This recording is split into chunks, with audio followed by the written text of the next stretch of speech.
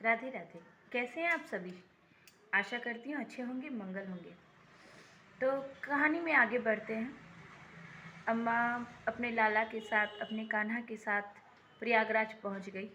सभी ने प्रयागराज में डुबकी लगाई, अम्मा ने भी लगाई। अम्मा ने स्नान किया, पूजा अर्चना वंदना की। तत्पश्चात वो अपने कान्हा के पास गई और उनसे बोली, लाला पानी बहुत ठंडा है, डुबकी लगाना है? उनका भाव, उन्होंने लाला ने कहा हाँ लगाना है, लेकिन मैया ने बोला बहुत ठंड है। ठीक है चलो जल्दी से नहा के तुमको बैठा देती हूँ। मैया ले गई कान्हा जी को, उनको डुबकी लगवाई। उनको अच्छे से, उनको जल्दी जल्दी, मतलब डुबकी लगाते ही जैसे एक नन्हा बालक, ठीक है, जैसे एक नन्हा बालक एकदम ठंड से काँप जाता है, उन्हें ऐसा आभास हुआ जैसे बालक एकदम ठंड से काँप गया।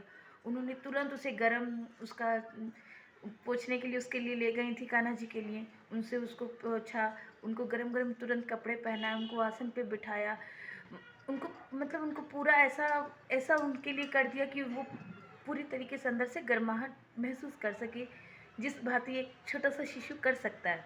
और तत्पश्चात स्वयं गीले वस्त्रों में जाके गरम गरम दूध ले आई, उन्हें दूध का भोग लगाया।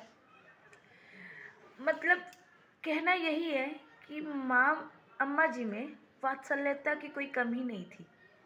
उनके अंदर जितना प्रेम था उन्होंने वो सब कान्हा पे लौटा दिया।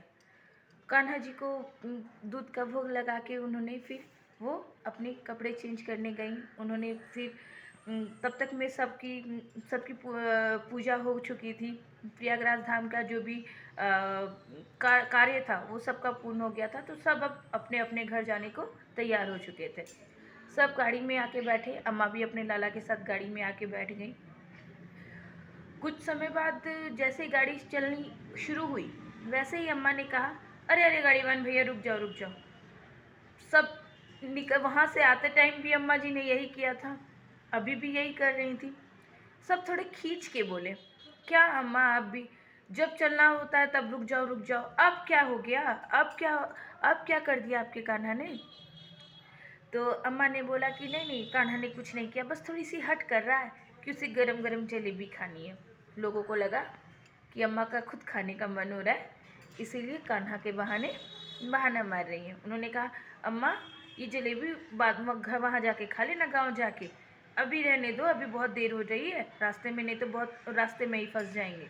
सब अम्मा को अपनी तरीके से समझाने लगे, लेकिन अम्मा कहाँ मानने वाली थी। क्यों नहीं मान रही थी? क्योंकि उन्हें लग रहा था उनका लाला जिद कर रहा है, उनका लाला जिद पे अड़ा हुआ है कि उन्हें गरम जलेबी खानी है। अम्मा जिस भाव से उन्हें लग रहा था कि उनका कान्हा उनसे हट कर रहा है, उसी भाव से वो भी अनुनय विनय करने लगी कि कृपया ला दो भाई। तो फिर एक आदमी को थोड़ा उन पे हो गया, दया जैसे आ गया, तो उन्होंने बोला ठीक है अम्मा ला रहा हूँ, लेकिन जल्दी जल्दी करना, ये तुम्हारा नाटक बार बार नहीं चलेगा। उसने थोड़ा खींचते हुए कहा। वो गया, जलेबी लेके आया। अम्मा ने अपने कान्हा को भोग लगाया।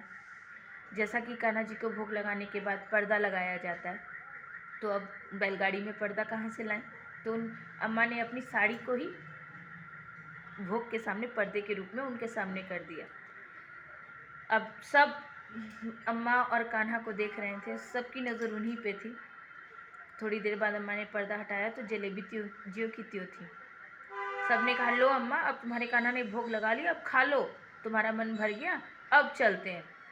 तो अम्मा जी बोली कि नहीं नहीं, मैंने अपने लिए नहीं बोला, मेरा कान्हा जी को ना ये जलेबी, मेरे लाला को ये जलेबी पसंद नहीं आई, डालडा की लग रही है। कान्हा जी को तो शुद्ध देसी घी वाली जलेबी खानी है। अब फिर सब चिढ़ गए। उन्होंने बोला, अम्मा बहुत हो गया अब तुम्हारा नाटक, अब बस करो, अब चलो जल्दी से। लेकिन अम्मा कहाँ सुनने वाली थी, क्योंकि उसका लाला जो हट पे बैठा हुआ था, उसने कहा बस एक बार ला दो, अब की बार कुछ ना कहूँगी। अब की बार दूसरे एक आदमी ने कहा, ठीक है ला के देता हूँ, देखूँ तुम्हारा लाला कितना खाता है। वो गया, शुद्ध देसी घी की जलेबी लेके आया। इस बार जलेबी मैया ने वैसे ही भोग लगाई, अपने आंचल से ढका। थोड़ी देर के बाद जैसे ही आंचल हटाया, वहाँ खड़े जितने लोग थे सबकी हाल ऐसे हो गए थे ना, काटो तो खून नहीं। ठीक है।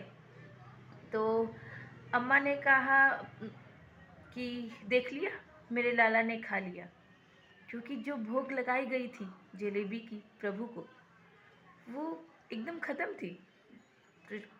प्लेट में पूरा जलेबी ख़त्म था। मतलब सबने अपनी आंखों से देखा कि वो भोग ठाकुर जी ने पाया।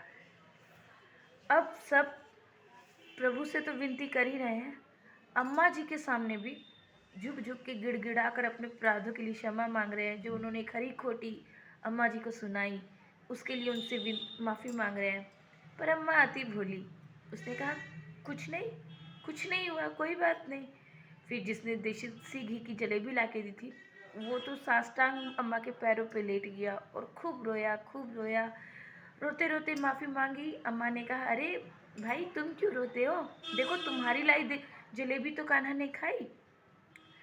तो उस आदमी ने कहा कि अम्मा बहुत भूल हो गई, मैं अब अपनी भूल का पश्चाताप करना चाहता हूँ। मैं चाहता हूँ कि जब तक तुम रहो मैं तुम्हारे और तुम्हारे लाला की सेवा करता रहूँ। और हुआ भी यही। जब तक अम्मा जी, वो व्यक्ति जिसने देसी घी की जलेबी लेके आई थी, वो व्यक्ति ताउम्र अम्मा जी की सेवा करता रहा।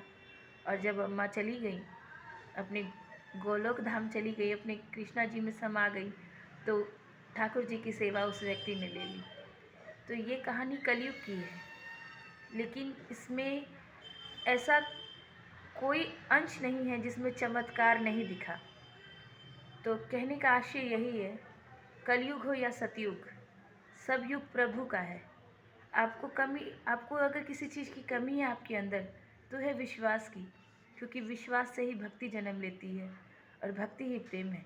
जहाँ प्रेम करेंगे, प्रभु से प्रेम करना सीखिए। और औपचारिकता नहीं कि हाँ अभी प्रभु को भोग लगा दिया, अगरबत्ती दिखा दिया, हो गया। नहीं, प्रभु से प्रेम करिए, प्रभु को अपने रोम रोम में समाइए।